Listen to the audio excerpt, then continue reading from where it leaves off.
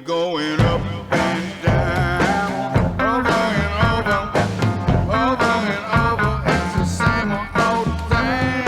Up and down, over and under. Alex, welcome to the show. It's good to be back. I know. Second time. I So, think you might be our first repeat guest. I was just going to ask. Yeah. I had it's funny. Let me think about this. So my good buddy Noah, who's a ESPN commentator, he was like our fourth guest, but then he also got COVID. But right at the beginning, before anyone knew anything, he was one of the first 100 people in New York.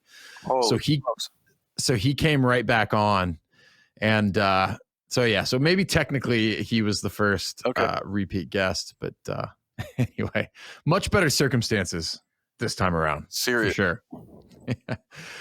We were just catching up about this a little bit, but last time that we spoke, you're in beautiful Arlington, Washington, and it sounds like the journey continues. Where are you at right now? So my wife and I are parked in our RV in just east of Tucson, next to Saguaro National Park East.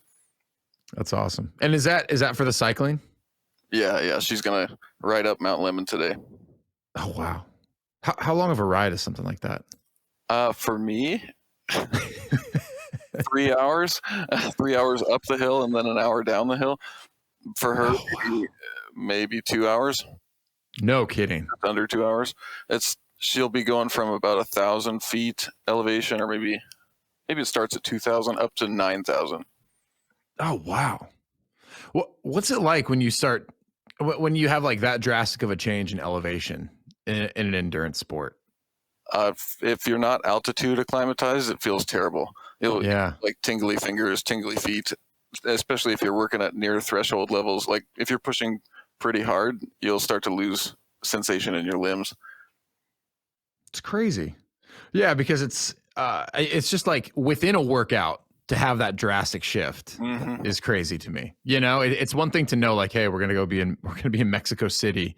Let's try and prepare in the weeks leading up. It's like, no, I'm going to start at 1,000 feet, end at 9,000. I don't even know how the body, like you said, acclimates itself to something like that. Yeah, it's pretty wise to do some sort of altitude acclimatization beforehand. Otherwise, you'll just be a different athlete at the top or anywhere near the top. Like coming from sea level, we're from Arlington, Washington. That's like elevation of 50 feet. Right. We'll be like 25% decrease in performance by the time we get to 7,000 or 8,000 feet. Yeah, it's crazy. Well, and I know I brought you on for a completely different topic, but just out of curiosity, how do you and your wife go about acclimating to the elevation? Are you doing any training at sea level, or is it more about time spent at elevation for you guys? That's a great question. We live in an RV, so we go literally drive up a hill and stay in BLM land at like 3,000 or 4,000 feet to get some acclimatization. But in general, you just you want to stay at the elevation that you're going to be competing or training or exercising at. Yeah. No, it makes sense, and definitely a benefit of the RV. We can move our house to altitude. Exactly. Competitive advantage. Well, perfect. So I did have you come on for a very specific reason, and that is because as 2020 began to wind down, my wife and I started to look at our New Year's resolutions, and I said, you know what?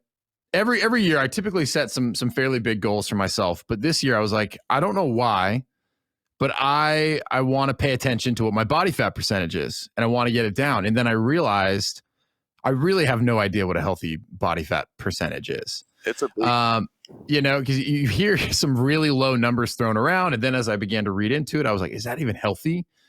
So I thought, who else could offer perspective on this than you, understanding what you're doing with the team at Renaissance Periodization? Yeah. So I'm hoping we can maybe enlighten folks a little bit about just the topic in general. This is actually really good timing because I have I've been sort of in the formative.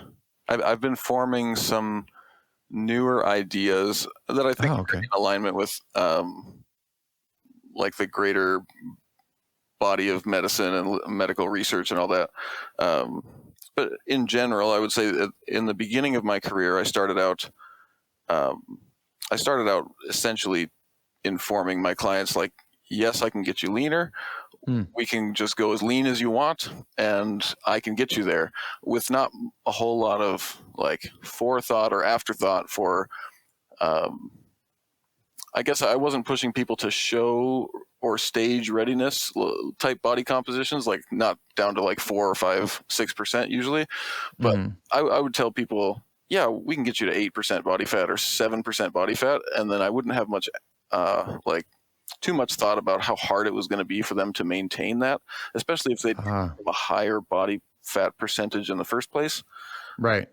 And that should absolutely be taken into consideration when making fat loss goals. You should take into consideration, how much fat have I carried before? Because that's going to affect how sustainable like 8% body fat or even 12 or 20% body fat might be for you. Yeah. And why is that? Does the body just kind of like adapt over time? Yeah, And essentially it's homeostasis. Like if you carry 40% body fat for a long time, your body just is accustomed to that. You carry that for 20 years or whatever, your body's going to be accustomed to carrying that much fat, and you will have different hunger signaling, different hormone levels when you get to 20% body fat or 15% body fat than somebody who only is cutting down from 22% body fat. And maybe this is a good place to start too. Could you maybe just help kind of orient people when we start thinking about ranges of body fat percentage? You know, what is quote unquote healthy? What is an average range for someone who, you know, looks like the guy on the magazine or the gal on the magazine who's ripped up, kind of the body that a lot of people are seeking? And then I think you mentioned, you know, being like stage or show ready. I imagine we're talking like, you know, bodybuilding. You know, what does that sort of threshold look like? And I guess, you know, within that question too, like, can you kind of help orient people on what is healthy and what might be unhealthy, either too much or too little body fat? Yeah, absolutely. First, I'll start with the extreme, the stage readiness. For men, that might be like 4, 5, 6% body fat. For women, it might be like 9 to 15% body fat. Okay. A little wider range. And for some people who have been super lean and been gifted athletically their whole life and gifted from their parents with great genetics, like 6% for a guy might feel pretty sustainable, or 12, 13% might feel pretty sustainable for a woman. But in general, that's not something to strive for most people, because most of us haven't hung out at like 7% fat our whole lives, or 13% fat as a woman. So like a healthy range for a guy might be anywhere from 8 to 15% fat. That'd be pretty optimal health. Okay. And when we think about, you know, so if the extreme is that 4, 5, 6% for guys, and that's I'm sorry, am I using the right term, like stage ready, or are we talking like body? Yeah. If we think about, you know, an elite athlete, and let's make a wide receiver or someone in the NBA, like what sort of body fat percentage are those guys often hanging around at? Probably 5 to 11 or 12 at the top. Got it. So the other end of that question then is, when does body fat percentage for men and women begin to be unhealthy on the other end of the spectrum? Oh, that is a hot topic. Oh, okay. Here we go. That is finally some controversy. Yeah. So, I wish I had the CDC or the NIH guidelines memorized, but I don't. No, it's okay. I think that the reason I don't have them memorized is that it's so individual because of personal history. And a lot of my clients come to me essentially having carried more fat in the past. And so that informs a lot of my decision making about how lean they should get in the future. So when I say, like, if I say there might be health trade-offs of carrying more than 30% fat as a woman or more than 25 or 20% fat as a man, it might also simultaneously be true that for some men, it's actually not optimal to cut below 15 or 20% because they've carried 30 or 40% before, and the health trade-offs of cutting beyond what is sustainable are pretty substantial. You can have like pretty serious hormone issues, orthorexia or anorexia tendencies, and it's it's just not a good psychological process to sort of fight where your body wants to be. And so a solid general recommendation for folks is, if you've never done anything to target fat loss, if you've never followed a diet that to encourage body recomposition, target losing 5 to 10% of body weight, assuming hopefully that it is all fat, and then see if that feels sustainable, rather than giving sort of like at 20% men get less healthy, or at 25% women get less healthy. That's just not the case. Like, for some people, it is absolutely more healthy just to target 5 or 10% of body weight loss and then stay there, even if it's a few percent higher than those typical thrown out guidelines. Oh, okay.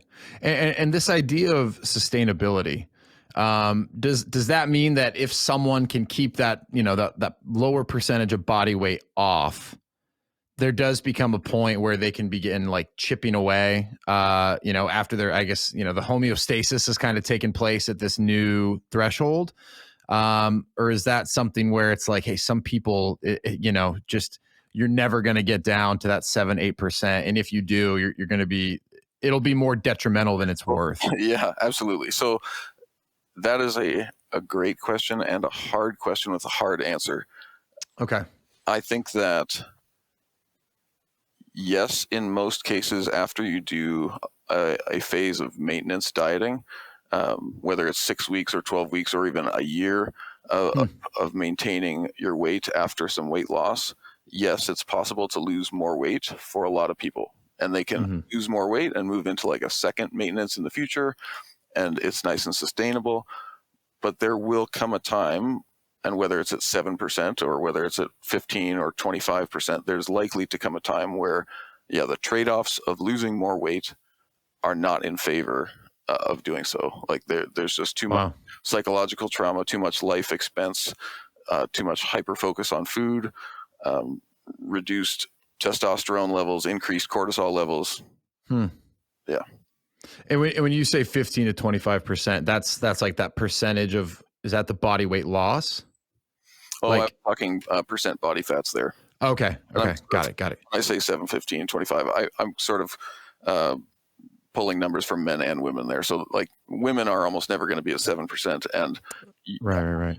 Always, it's ideal for men to get below 25% because they just tend to be a little bit a lower body fat percentage than women in general. Just big generalities there. Well, let me ask you this too. For people at home who are listening and are kind of interested in this, what is the best way for someone to actually measure their body fat? And maybe you can, I know there's multiple options, so I'd actually be even interested in understanding, like, what are all the opportunities that exist, but then realistically, the average person who listens to this podcast is like, let me see what mine is. Like, what's the best next step there? My honest answer to my clients is, don't bother getting it tested. Oh, really? Okay. That might be even more important. Because the number one way is the DEXA scan, dual X-ray absorptometry, and it basically takes a look inside your body and tells you what it's made of, and it's accurate to within like 2 or 3%. Like, if you were to do a cadaver study, which we obviously can't do, then it would be accurate to within a very tight margin. Wow. there's a whole bunch of other things you can do. You can do air plethysmography, which is a fancy word for the bod pod, if you've heard of it. Yep. You sit in an air bubble and they measure the amount of air that you displace, and then they tell you your body fat based off of that. Sounds really awesome, not super reliable. There's bioelectric impedance analysis, which is anything like the in-body scan or those scales that measure, like you step on a scale and it has two little metal plates on it. Yeah. Those seen those. send an electrical current through your body and tell you how well your body conducts electricity. And based on the conductiveness of your body, it can tell you roughly what body composition you are. But the problem is they're super sensitive to hydration because water conducts electricity really well. So you could drink like a quart of water and see your body composition change by like 3% 2 hours later, which is obviously not accurate. It's just your body's conducting electricity better. So the BIA and the bod pod are like an additional 3% error on top of the DEXA scan 3% error. So it's like a plus or minus 6%. Wow. So not super reliable. Skin fold tests, underwater weighing, similar errors. And I would say that if you get a really good tester doing skin fold tests, like somebody who's done like thousands of them, they can probably be more reliable than BIA or just about anything except DEXA. Problem is it's all really invasive. So and it costs money and it costs time. So I say just take progress pictures and be honest with yourself, and you'll see changes. Got it. Well, and I did the skin fold. That's like the calipers. Mm-hmm. Yeah, we did that. My body fat was lower than I expected. But I was like, man, how accurate is this? Like, am I even getting a good, sample here? Like, I have not someone who's done it thousands of times. It was literally me and my wife after the kids had gone to bed. Yeah. Sitting there in our underwear, like people like, what are these freaks doing? But yeah, that's what I was like, well, this number looks good, but I was like, how accurate is it really? Yep. Well, let me ask you this, and you almost said as much. Like, so is even looking at your body fat as a percentage the right approach, or is there another metric that folks should be focused on, either quantitative or qualitative? Yeah, I think that a rough estimation of body fat percentage is a useful tool. Mm-hmm. But in the absence of a coach who can sort of interpret what you're seeing on progress pictures. So is that how you work with a lot of your clients? Yeah, it's the progress pictures, and you can actually see the body composition change. Yeah, once every 3 or 6 weeks, I'll just have them take pictures in like athletic attire, head to toe, and I can gauge changes in muscularity and body fat and all that.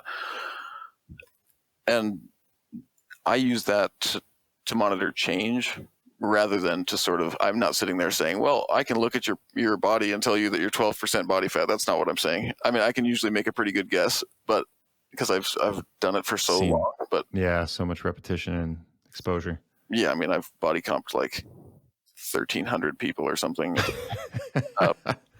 But yeah, for a person without a coach, I think probably just taking progress pictures from a standpoint of monitoring your progress, seeing if there is change, and then using that alongside the scale, and monitoring your trends with the scale. Like rather than, jumping on the scale and taking any one-off weigh-in as like I'm losing or gaining weight it's a terrible idea. You should get something like the Happy Scale app, or make yourself an Excel chart with a trend line if you're savvy.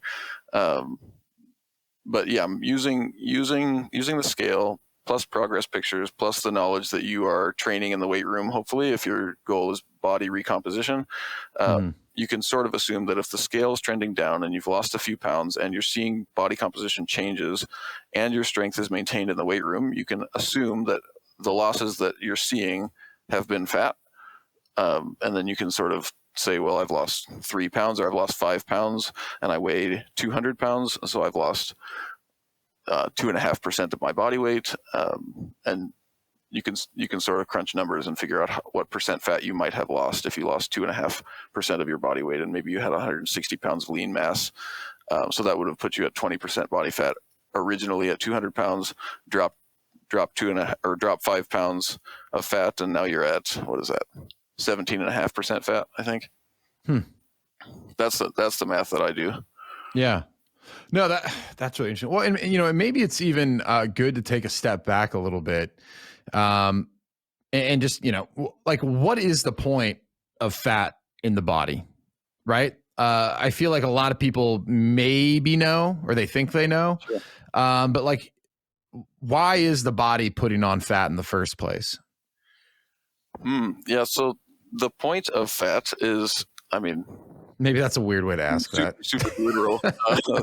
Warmth, energy. But the reason the body is going to be putting on fat, especially fat in excess, is just excess calories. It's the body's way to store the calories that you eat. Once you've topped up your glycogen stores in your muscles, that's where your muscles store your carbs. And once you've consumed sufficient protein to feed any growing muscle tissue, the rest is going to be either burned for energy or stored as fat. So, when you're working with clients, because I know you work a lot with endurance athletes and, athletes of all different varieties. Are you most often trying to help them reduce body fat to get leaner? Are you trying to help them put together a plan that's going to, and maybe I'm oversimplifying this, identify like, hey, how much do I need in my diet to simply just like replenish those glycogen stores, give my muscles what it needs to like recover, grow, et cetera, and not slip too far into this like accumulation of fat?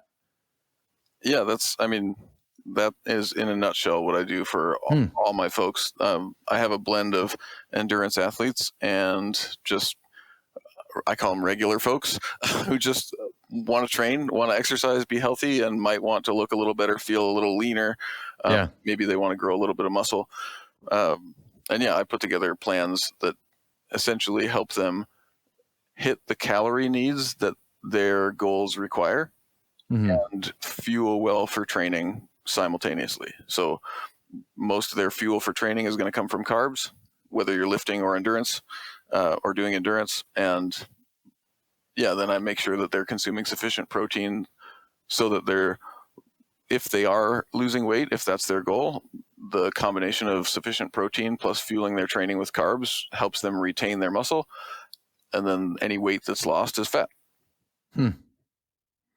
So here's a question. How does the body actually burn fat? And I guess what might even be interesting too is if you could give like some applicable examples of like more effective means of burning fat. Like there's a lot of talks about like, hey, get up, do fasted cardio or fasted training or time restricted eating. Like, how does the body most effectively burn fat? And what also might be interesting too is like, what are some of the misconceptions and mistakes that people are making in an attempt to do that? Yeah, absolutely. I am going to be a total wet blanket here. All of the things that are attempts to burn fat. Actually, let me start with this.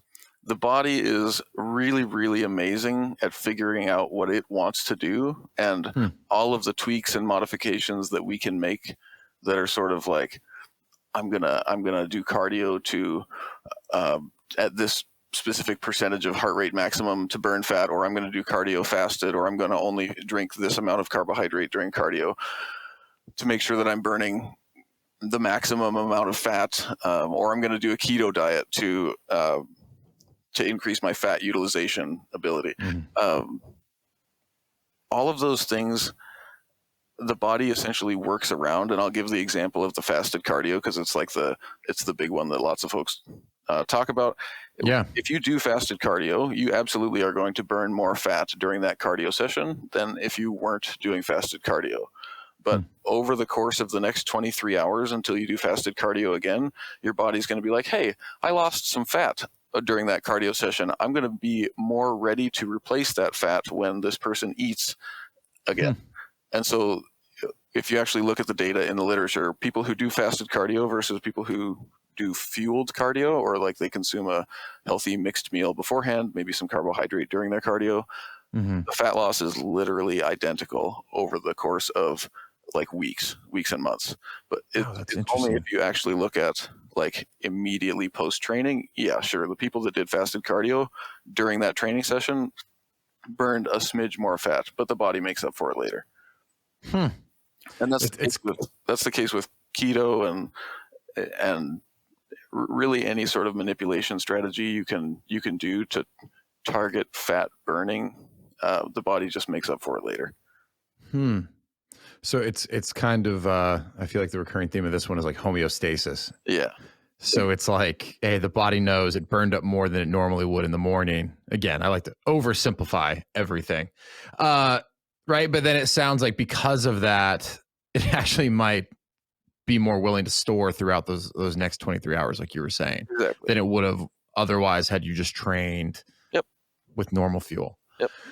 Interesting. Okay. So, well, then let me ask you this then. Like, so what is the right approach if you're trying to get leaner or trying to, change body composition? And again, often the answer I get back is like, it's different for everyone. So totally get it if that's the case. But if there are some kind of like tried and true recommendations or pillars people can kind of fall back on, I think that would be really helpful.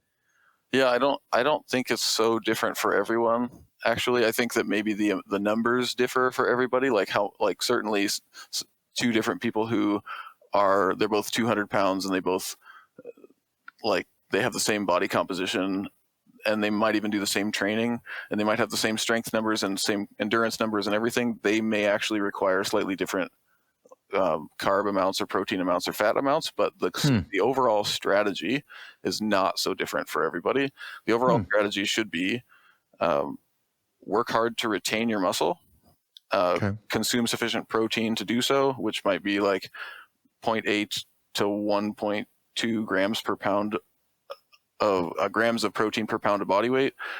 Consume sufficient carbohydrate to fuel your training so that training can have high quality, high volume, and high intensity, and then create a calorie deficit by making sure that your healthy fats consumption is moderate to limited, and so that your total calorie intake for the day is lower than you expend.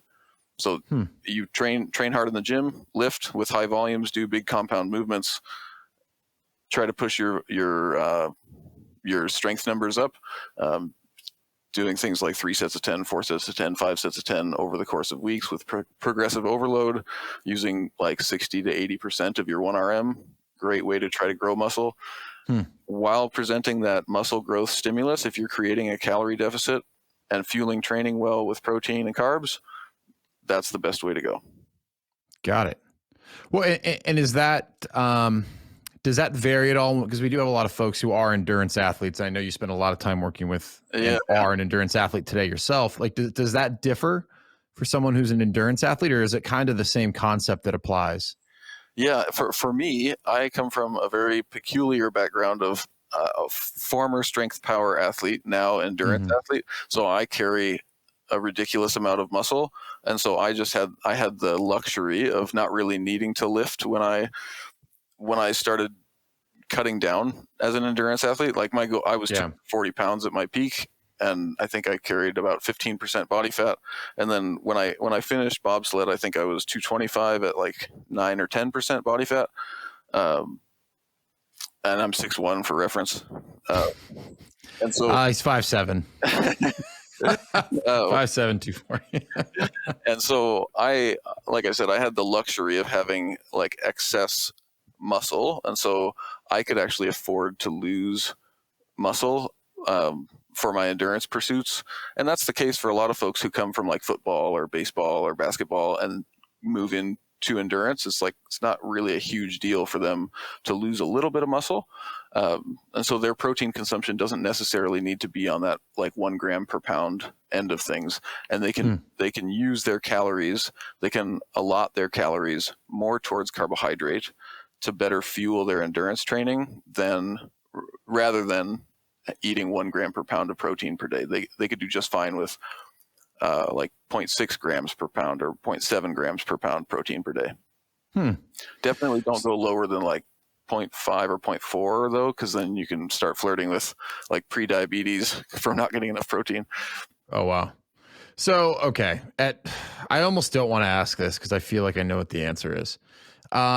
If someone really does want to take this seriously, like, does it require that you start paying attention to like macros and micronutrients?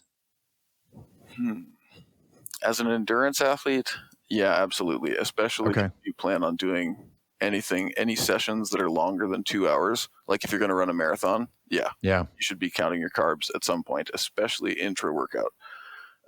If you're going to be like, you want to ride a century on your bike or a metric century or do any of those big Grand Fondo rides, yeah, you absolutely need to be counting carbs and making sure that you're getting enough intra workout carbs and probably enough around the clock. Because when you ride your bike for 3 hours or 4 hours, you need to eat like 500 to 700 grams of carbs in a day to just offset the glycogen loss.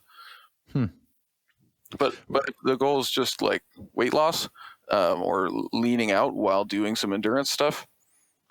You can probably do it without counting macros.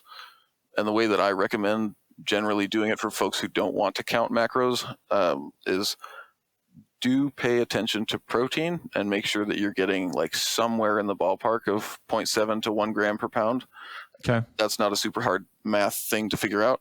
And then be hungry at least as often as you are full and eat plenty of veggies, and you'll probably start losing weight.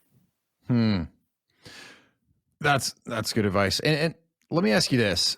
Does that 1 gram of protein, right? Does that hold up even on days where you're not training? Yeah, absolutely.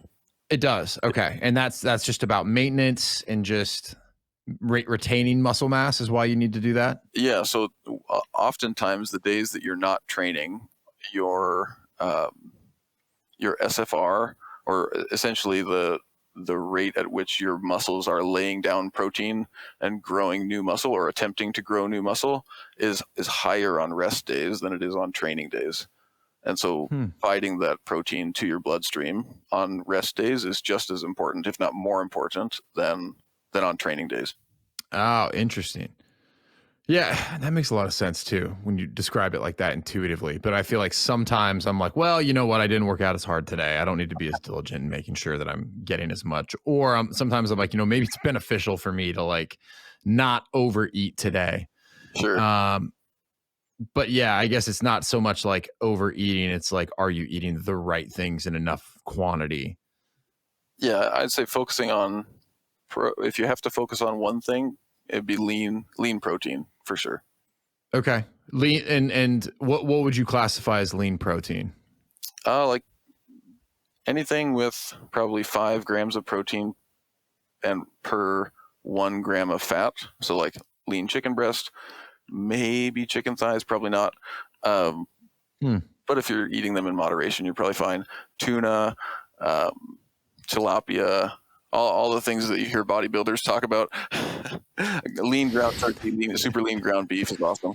Just rinse it. I can literally, in my head, I can literally see The Rock eating like 2 pounds of halibut or whatever it is what he eats every 2 hours. You said something else there too. Well, I've got a bunch of questions for you. I hope you don't mind. Hit me. You said something there that I thought was really interesting. And I think for folks, and maybe it is different if your goal is like increase mass, but you said you should be hungry as often as you are full. Can you dive a little bit deeper into what you mean by that? Yeah. So in the 21st century, in America at least, we have abundant access to food, and probably like all of your listeners can afford to buy more calories than they consume or than they need to consume. Like for most people, like it's super, super cheap to purchase way more calories than we need. They might not be the right calories, but you can go into any grocery store and get like a huge caloric excess for like almost no dollars. So what that means is it's really easy for our hunger, which is affected by food abundance, to outstrip our actual need for calories, especially if your goal is fat loss. So if the goal is fat loss, you have to be in a calorie deficit of some kind. You have to generate a calorie deficit somehow, some way. When you're in a calorie deficit, you're going to experience hunger. It's just a given. And if you go into a fat loss phase or go into a weight loss phase of a diet, and that's your goal, and you don't anticipate hunger, that's a huge mistake. And it's one of the first things I tell all of my clients is I give them this little handy sheet that says, here's what your hunger is probably going to look like over the next like 6, 8, 12 weeks. And it should increase from like just barely slightly hungry in the first week of your fat loss phase to like, okay, I have some intense cravings sometimes, and I'm moderately hungry most of the day towards the end of a fat loss or weight loss phase.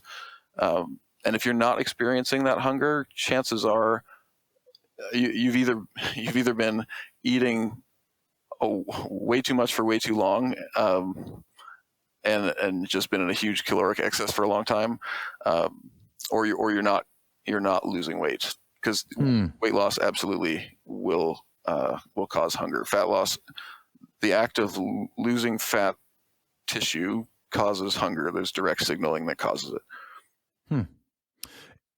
Is the hunger? So here's what. Now I'm asking for personal recommendation. I'm a big snacker, and like honestly, probably every 2 hours I go and I eat something. Every 3 hours. Is it more about?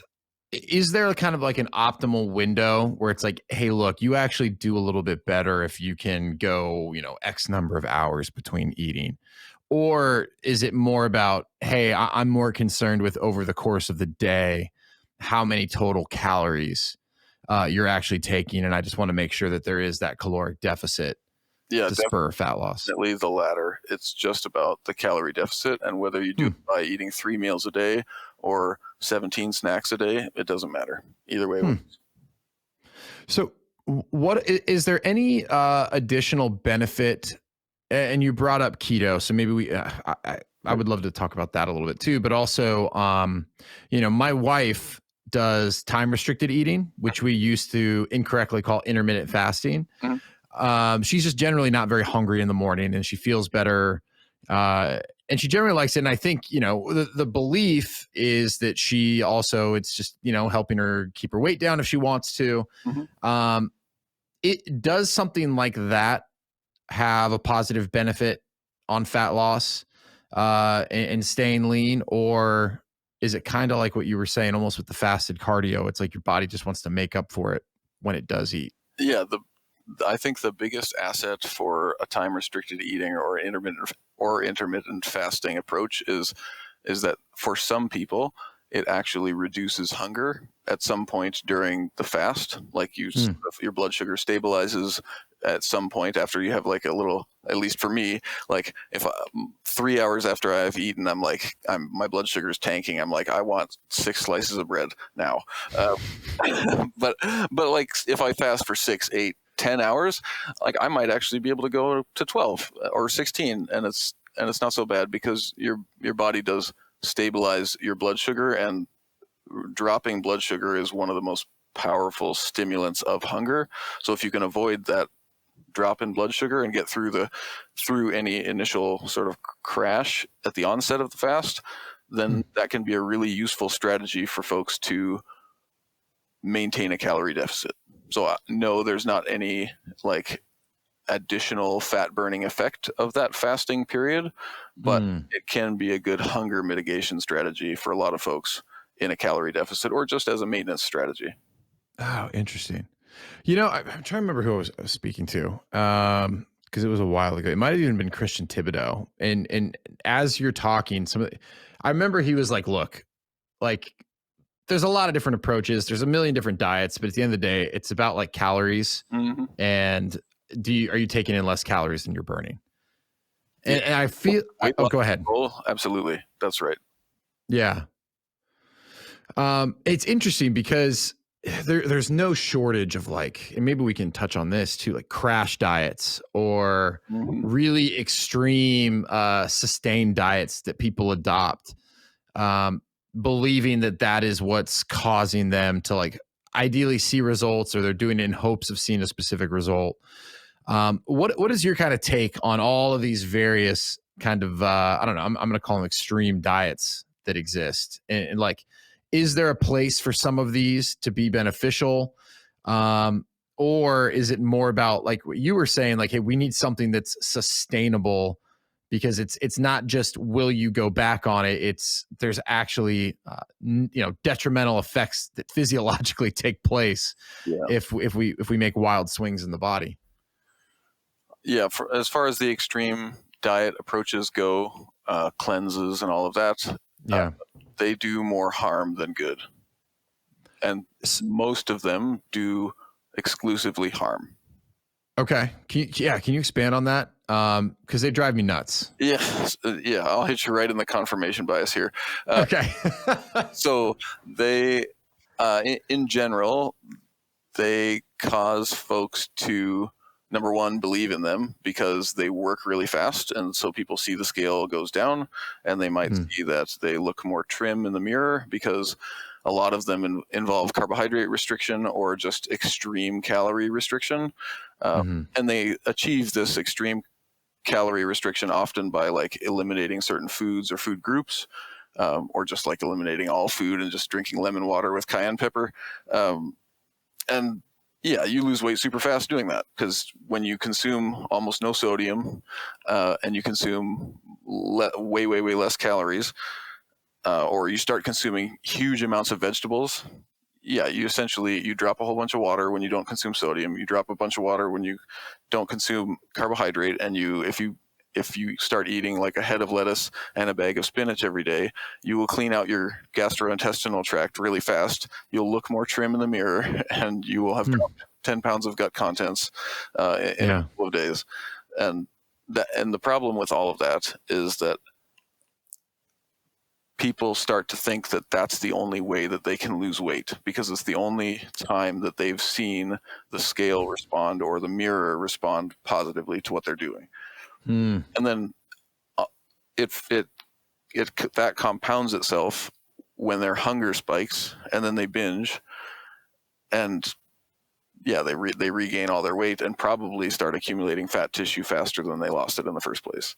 Yeah, it's because I think folks who historically have had struggles with weight and wide swings and fluctuation, I see it in just friends, people I know, they'll go on this hardcore diet, and then they exert an incredible amount of like self-discipline to get there, which is amazing. But it's like, it feels like every time it's like once they deviate from what that crash diet that they went on, it's like slowly but surely it's like they revert to bad habits, or it doesn't seem like, I guess, sustainable is kind of the word of the show as well. Yeah. And I think it's important for people to know that a fat loss phase or a weight loss phase shouldn't be or shouldn't feel sustainable, but the weight that you end at should be sustainable, and it should feel sustainable after about 2 to 4 weeks of maintenance at your end weight. So if you are 180 pounds and you want to get down to 165 pounds and you're carrying sufficient fat to do that healthfully, it's important that it's important to do it slowly enough that when you get to maintenance, you're not like completely overwhelmed with the urge to go to Red Robin and eat every day. I don't think I'll ever lose the Red Robin urge, no matter how healthy I've grown accustomed to eating those bottomless steak fries. But I think that it's an important message for folks to hear that the fat loss phase should not feel sustainable.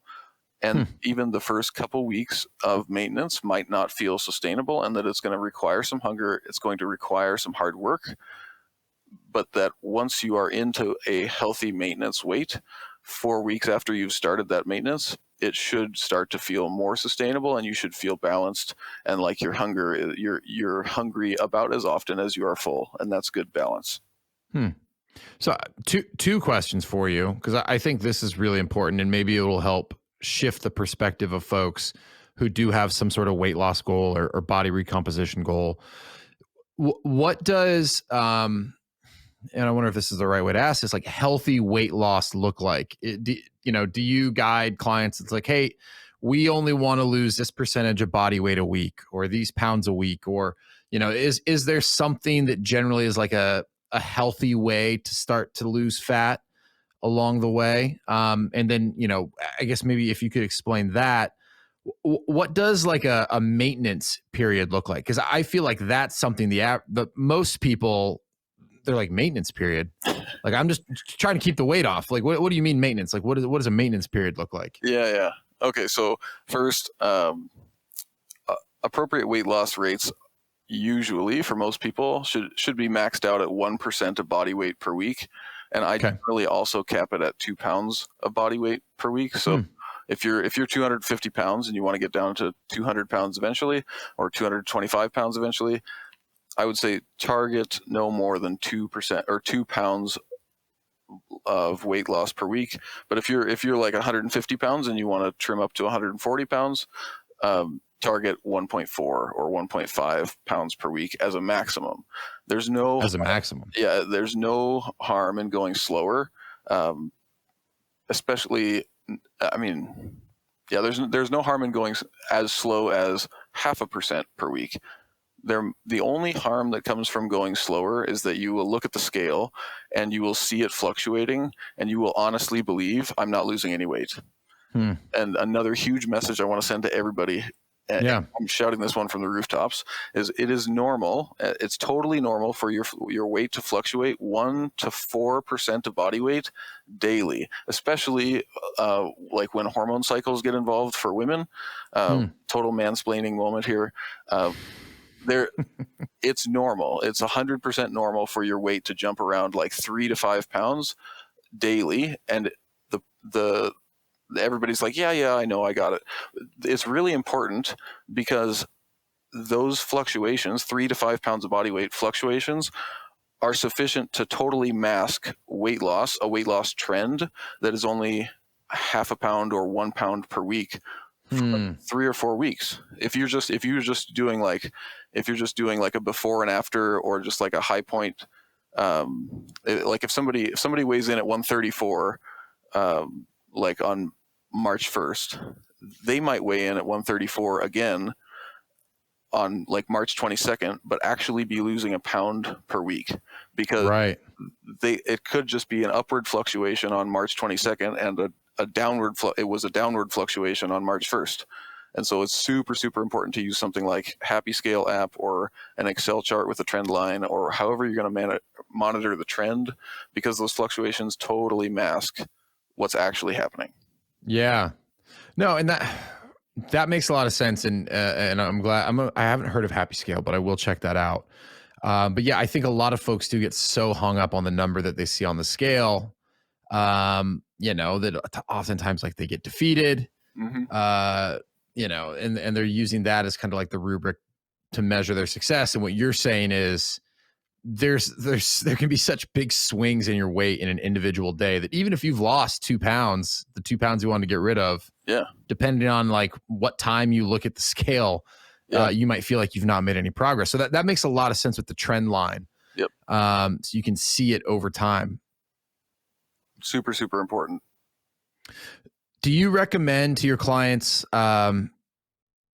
weighing yourself at like the same time every day, or is even that not going to be completely reliable? That helps to like just eliminate one variable that might cause additional fluctuation. I tell folks not to weigh in multiple times per day, because sometimes people will be like, oh, I weighed in kind of high this morning, and then they'll check again at noon and they're like, oh yeah, okay, I'm down 2 pounds. It's like, just take the weight sometime after you get up, after you've used the restroom, sometime before breakfast, or if you want to do it after breakfast, it's fine. Just do roughly the same time in your schedule. It doesn't have to be the same clock time, but the same time in your general morning schedule. Take the weight, put it on a chart, and for the love of all that is good, don't interpret that single weigh-in as anything at all.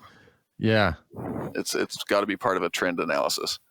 No, I think that is awesome advice. And probably, even though you've said it three times advice, a lot of people will be like, yeah, but I really like it when I step on the scale and it says 123. Yeah. And I feel worse when it says 125. Oh, it's so true. It's so true.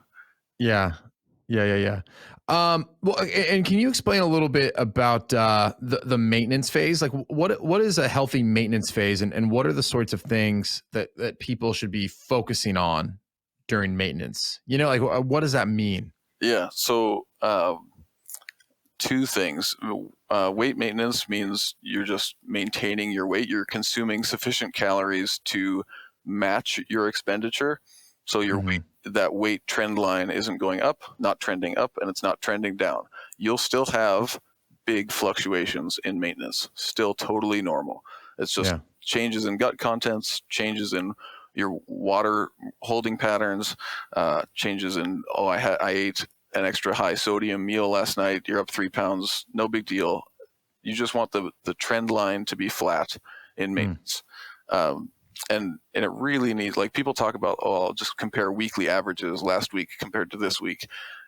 That works great until hormone cycles start to happen for women, or it works great until, like, you just catch some random upward fluctuations a couple days in a row in 1 week, and then you start to convince yourself that, I've gained half a pound since last week. I must need to cut 250 calories from my diet. It's not true. So the week to week, weekly average approach isn't really the best. Truly the best is a trend line, and you got to plot more data than just 2 weeks of data. And it doesn't have to be every day. It could be every third day or every fourth day, but you have to have longer term data than just 1 or 2 weeks. Are people during a maintenance phase still experiencing that hunger that you were describing during the weight loss phase? It depends. Or are they beginning to get acclimated? For some folks, if it's like the first weight loss phase that they've ever done and they're coming into a maintenance for the first time, a lot of times they won't feel any hunger at all. They'll be like, I feel great. Like nothing's wrong. I'm eating plenty of high volume foods, healthy carbs, healthy fats, lots of veggies, plenty of protein. And they're like, yep, no hunger at all. I feel great. And then they let me go as a coach, and I'm like, sweet, I did my job. Right. That's fantastic. But for some folks, if they've lost more fat, like if they've carried more fat years ago, or maybe they lost 15 or 20 pounds over the last 12 weeks, they can have some hunger that lingers for 2 to 4 weeks. Or if, like, full disclosure moment, if I've taken a client and had them lose weight beyond what would have been sustained, or what should be their sustainable sort of end weight, because they've carried more fat in the past, like substantially more, hunger can linger it can linger indefinitely if you don't actually increase back to a more sustainable weight. How much of that, like, does it then become about reshaping their perspective as to what's healthy? Like, I imagine, like, look, I myself, and I believe you're the same type of person. Like, if I set my mind to something, like, I will push through Absolutely any amount of discomfort to get there. Yes. You know, and I imagine especially a lot of these endurance athletes that you work with, you know, how much is it about saying, like, hey, look, it's actually better for you to back off, get to a sustainable place, versus like killing yourself to get down to some unmanageable, lower body weight, body composition? Yeah. Actually, I've been very surprised. My folks who tend to be of the same mind that you just sort of alluded to, where they'll just literally push themselves to death to accomplish whatever goal they set their minds to, that come from two camps: the endurance camp and the formerly very obese, for lack of a specific term. Those who have carried like 40% fat and are now in like the 20-25% fat range, it took some serious work to make that weight loss happen. And they're like, a lot of times they're like type A corporate, like super driven, multiple degrees, and they had a period of time where they gained a bunch of weight. They maintained that heavy weight for a long time, and then they finally put their mind to losing weight. And they're some of the most driven people. They will, essentially, they're forced to, if they want to lose that substantial of an amount of weight, they're forced into orthorexia a bit. Like they literally have to be so adherent to a restrictive plan that they develop like really strong habits of needing to follow a plan, and because that's the only way that they could lose that amount of weight. And yeah, of course, the endurance athletes, like a lot of them are like, I got to get lighter, and they have the will of, I mean, they just have tons of willpower. What is orthorexia, really quickly? The orthorexia is, this is not reading from Google. This is just generally an understanding. It's the need to, or the strong desire to follow some sort of plan for your diet, or some sort of rule-based system for your diet. So it's not the desire to not eat like anorexia. It's more like, I'm going to follow a rigid plan. Oh, okay. And interesting. Rigid to the point of beyond what's necessary to accomplish the goal. Yeah. Wow. Okay. One question here. Now I'm thinking more about like the elite athlete camp, or someone who has athletic goals that they're going after, that they, are very passionate about. You kind of just mentioned this, like one of the best ways to get faster, jump higher, is to reduce your body weight while not sacrificing like strength and speed. So, for people who are not solely just worried about body composition, with the intent of looking better and feeling better, but like, hey, I'm looking for a competitive advantage athletically. Yep. What are the things to keep in mind when trying to lose fat, but not just and when you can tell me if this is possible, not just maintain, lean muscle mass, but actually continue to get stronger at the same time? Yeah. Huge trade-offs of doing fat loss phases in athletes, especially if speed and power is a goal, and especially if they're already lean. So one of the things that happens in a calorie deficit is muscle fibers tend to convert towards slower muscle fiber types.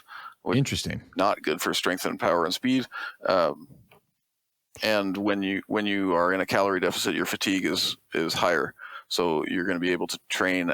You'll be forced to train at a lower intensity or with a lower volume than you otherwise would. So yeah, there's big trade-offs of doing fat loss phases for athletes. And so if you are like, let's take the sprinter example. Like if you're a sprinter, and you want to run faster, or let's say jumping is part of your event, certainly it would be nice to have less mass. If you have to accelerate your mass vertically against gravity, it's nice to have less mass. Same thing for sprinting. But the trade-offs are often like really reduced rate of force development in the musculature. And that, I mean, sufficient reduction in rate of force development and sufficient reduction in power that the reduced mass, the benefits of the reduced mass are outweighed by those reductions in power. Ah, wow. So, like, let's say we're using that sprinter as an example. And I guess being willing to take a longer term approach, like what does, from a nutrition standpoint, training look like when done the right way? And I guess not training, but is it more thought of like, look, if you focus on getting stronger and faster and you're eating healthy and you're making sure you're getting the right amount of protein and carbs to fuel training, does it, you just kind of naturally shift your body composition to something that's leaner? And is that the best approach? Like, I feel like a lot of this just kind of happens without us thinking about it. And I know I'm being like very, tactical in these questions. But for someone who's like, look, I don't want to sacrifice strength, rate of force development, power. I certainly don't want to convert fast twitch muscle fibers that I've worked so hard to build to slow twitch. Yep. But I do want to, you know, kind of slowly change my body composition over time. Like, what is the right thing to do? I think having dedicated, very short phases of fat loss, very far separate from any competition, is probably the right approach. So maybe 4 weeks of fat loss at like 1% weight per week. And ideally like way more than 3 months in advance of any competitive need, so that you've got plenty of time to spend. And so the training approach would be like hypertrophy or high volume strength training to make sure that you're retaining all of the muscle mass that you can.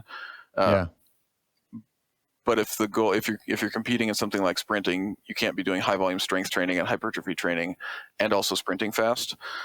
So it's really wise to have that fat loss phase and the higher volume training phase 3+ months in advance of any need for speed, so that you can get back into like strength, max strength, peaking power type training far in advance of the competition. Okay. That makes sense. How are you doing on time here? Because I've got maybe 2 more questions that I would love to ask, but absolutely, you're good. Yeah. Okay. Absolutely.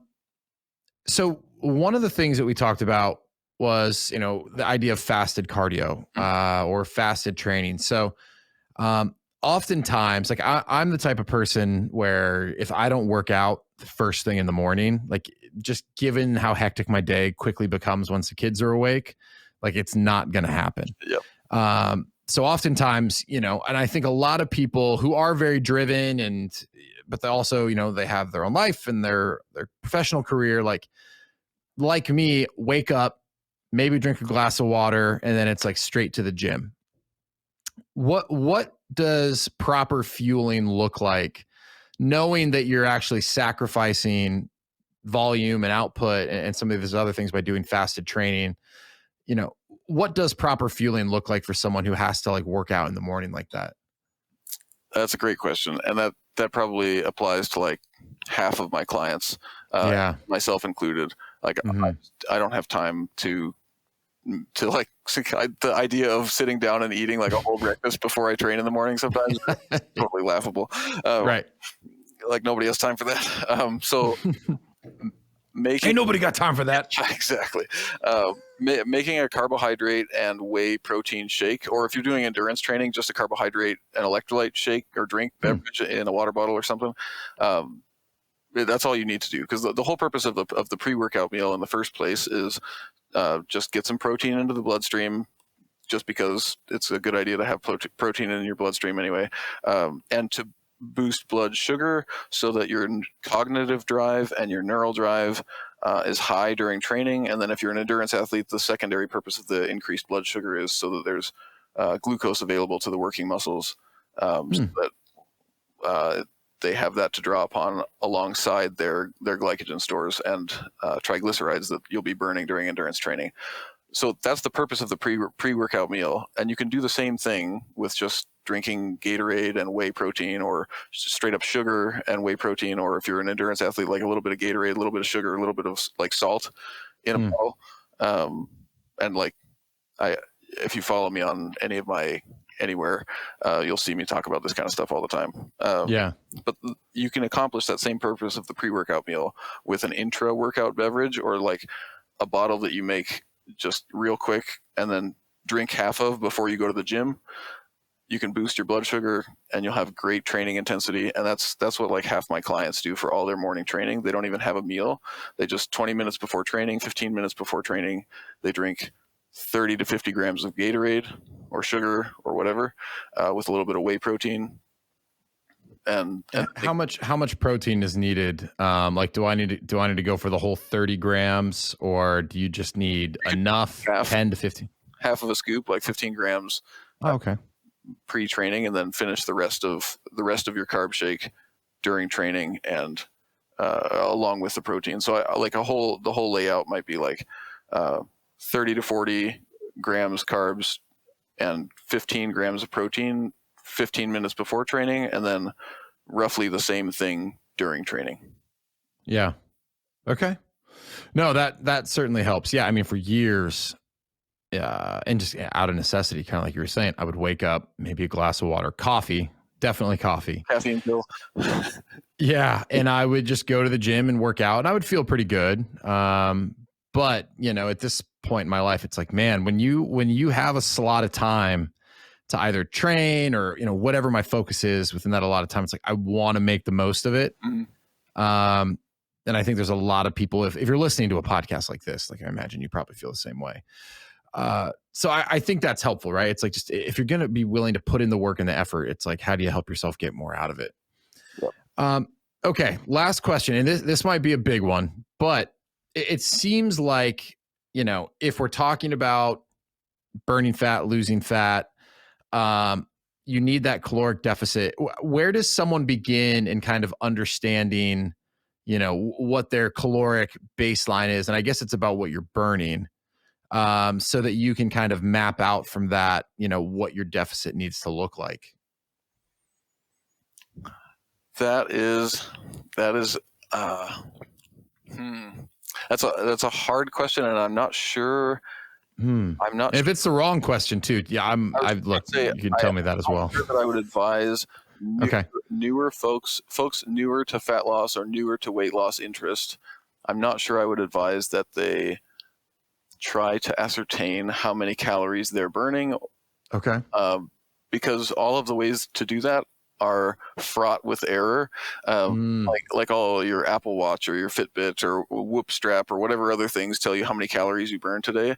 Yeah. At the very best, they're like, they have like an average of 10 plus or minus 10% error, the average for the population, which means that for some folks, they might have a 0% error, might be dead on. And for other folks, they might be like 20% off.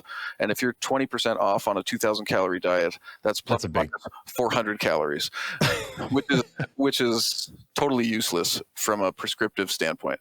So definitely, like, word to the wise, don't try to ascertain your calories from a wearable device. Okay. I think that alone is great, because I do feel like people listening would probably say, hey, look, they said caloric deficit, find a way to take in less than, and I just want to make sure that I at least ask. So it's like, look, what is something that someone can use as a guiding point to make sure that they're at least on the right path? The guide point is track your calories meticulously for like 3 weeks. For 3 weeks, and track your body weight every day for 3 weeks. And honestly, for women, I would say if you can track it over the course of one entire menstrual cycle, if you have a menstrual cycle, that's ideal. For men, you can probably get away with 2 or 3 weeks because there's tends to be a little bit less cyclical fluctuation. And then plot a trend line or use a Happy Scale or any other. There's probably 10 other apps besides Happy Scale. I just have a bunch of clients that use that. Any app that tells you essentially what your trend line of your weight is doing. And then you can look back and say, okay, I averaged over the last 3 weeks, I averaged 2,200 calories a day and my weight has been flat. Like I haven't been losing or gaining weight. That's how you can figure out how many calories per day that you're burning and how many calories you need to actually eat to maintain. And for most folks, they're like, oh my God, I've been eating 2,400 calories per day. No wonder I'm able to maintain my weight. And then they're like, wait, I can eat 1,900 calories a day and lose a pound a week. Awesome. Yeah. No, that helps. Well, and it kind of makes me think too, again, this is just another confirmation that these quick crash, extreme diets or extreme approaches people take to lose weight, it's like the secret is in like the consistency over time. Yep, absolutely. And and what you just described, and I mean this in the best way possible, is like low tech, super low tech. It's just tracking consistently. And, as someone who does this for a living, with all sorts of diverse athletic clientele, it's like, this is the recommendation, or go work with Alex. He might not have time with Renaissance Periodization. I don't even have any openings for clients right now. Do you really? Oh, I'm totally booked. Good business to be in. Yep. That's awesome. So, hey, okay. So I said last question. This is a quick one, but a lot of people talk about belly fat. Is belly fat actually more difficult to burn than other types of fat, or is it just kind of all the same? I'll tell you what I tell all my clients, which is Okay. if you have more fat in a certain area, it's probably going to be the last place that you lose it, or the place that you lean out completely last. So like if you carry more weight on your thighs and hips, you're going to have more fat on your thighs and hips after 10 pounds of fat loss too. You're not going to, there's no such thing as spot fat loss. It's all baloney. I don't care what any product anybody tries to sell you online. Don't listen to it. You cannot, absolutely cannot, will not lose fat in a certain area by taking any sort of strategy or using any sort of physical or chemical product at all ever. The only I can stop hooking my tummy up to those electric, basically, electric charging pads. Those things do not. With a car battery on the other end. Yeah, they do not do what they say they do. I know my wife's gonna be like, "Did you really just say tummy on a podcast?" I mean, yeah, I did. Dude, Alex, man, this has been awesome, and I honestly feel your explanation is probably going to help a lot of people who have this as their goal make effective change. Because I think what's very frustrating is, one, it seems if you're someone who's just reading the news or reads the occasional journal or, Men's Health, Women's Health, whatever it is, like it constantly seems to change, like what works, what doesn't. It's very confusing. Mm-hmm. And then on top of that, there's so many people trying to sell you a solution, a diet, a unique approach that it's just overwhelming for people. Absolutely. I feel like if nothing else, there was a lot of relevant information, things that could be, I'm not going to say easily applied, because, changing your diet and behavior is difficult no matter what you're doing, but easy to understand, hard to apply. Yes, exactly. Yeah. That's very, very well said. So, hopefully like this demystified stuff, or a lot of the misconceptions that exist around this topic, but, well, hey, and I know you're booked. However, I also know that you put out a ton of great content, both on your social channels, and then I know you do a lot of writing for Renaissance as well. Yeah. For people who want to follow you more closely and maybe do some further reading on this topic, because I know you've put a lot out there on this already, like where is the best place for them to go? They can probably find me on Instagram, and my handle is Dr. Alex Harrison. And I think there's an underscore in there somewhere, but you'll find it.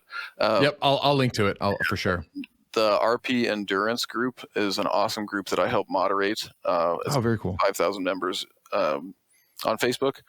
And if you're an endurance athlete and you like want to know how to fuel your training, like how many carbs to eat during a bike ride or whatever, I have more information than you'll ever be able to digest on that page, and I'm happy to share more.